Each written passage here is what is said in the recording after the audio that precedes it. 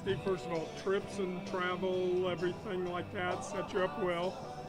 Yeah, it was great. Our guys flew in yesterday from Morgantown. The staff flew out of Pittsburgh, got in late last night, but being able to get up, have a nice breakfast, get a great practice in today. Weather held up for us, a little bit of sprinkle, but it's been good. We spent an hour 15 on the field. That's an NCAA allotment for time. Now we'll go back, hang out with the team, have a nice dinner, get ready to play tomorrow. I know you go through your normal practice things, but are there things that you emphasize when it's the first time in a new park for your team? There is. You got to make sure that you get some steel starts. We're going to play on a natural surface, so the dirt is obviously different than the turf. In the outfield, their warning track is an elevated hill, so you got to get the outfielders used to that. Foul territory is different at every park that you go to, so you try to get some fly balls in foul territory so the infielders can feel that out. And as important as anything for the hitters is just seeing the backdrop, the hitter's eye, for the pitchers to get on the mound and see what it's going to feel like. So talk to the team about visualizing success and when there's fans in here and what that's going to feel like tomorrow. The more you see it, the more comfortable you get. You know, on selection day, you said you would be going through a lot of different matchups, see what lineups may work best. How much of where you're playing plays into that? It certainly can. I think throughout the 60 games that you play, you really match up. You use your depth. You figure out what the best matchup for each guy is, and you try to hold on to that as long as you can.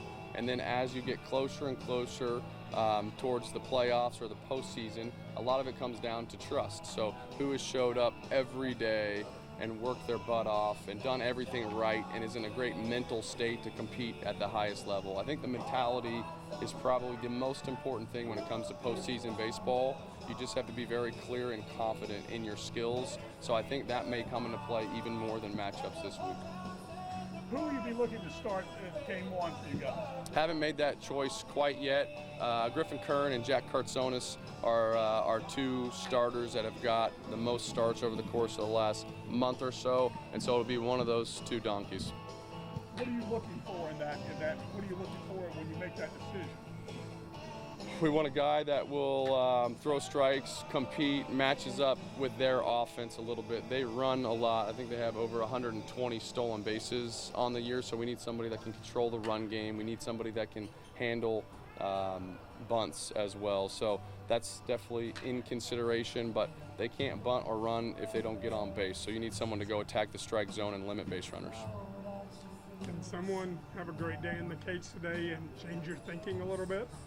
I think every day somebody can change your thinking a little bit. You watch every pitch, but that starts from the fall, and you're always playing that game. You don't want recency bias to completely take over, so you take notes along the way and make sure you recognize what people have done over the course of their season and their career and what their stats suggest. But there is a reality to how you're playing right now. I think that matters. At what point do you put a pin in it and say, okay, these are our decisions, that's it? How many hours before game time? Normally on the bus ride over, Kentucky does it a little bit different. They usually announce their starting pitcher an hour before game time, so that does matter. Lefty, righty, they have two righties that they've been throwing Friday, Saturday, a lefty that's probably been their best guy throwing on Sunday, statistically best guy, and so that'll dictate our lineup a little bit, so we might have to wait a little bit longer than we traditionally do. Conley Schuyler said the idea of having fun being the most important thing for this team. It's a message from the coaches, but really the players have pushed that out to the coaches too. When did you start hearing that consistently and understand how important that was for this team? I think probably heading into the Big 12 tournament. These guys have had their head down and just worked and accomplished and done things that have never been done in program history before.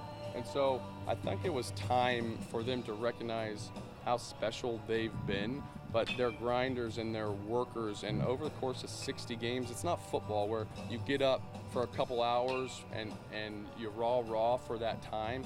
It's just a long season. So over the course of the season, I think oftentimes the teams in the postseason, when you watch enough baseball, you start seeing the guys that are loose and have fun and enjoy each other. They really are a team. Those are the teams that go far.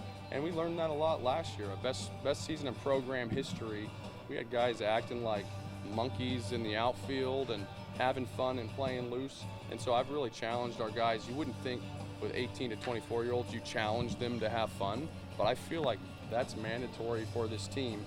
And our coaching staff is serious, and we prepare harder than anybody in the nation. And because of that, I think sometimes it can be serious. And so for us, we made a conscious effort as a staff and as players to go do it, man. This is your opportunity. You guys have got us here. Now go have fun with the boys, enjoy it, and try to go win some ball games.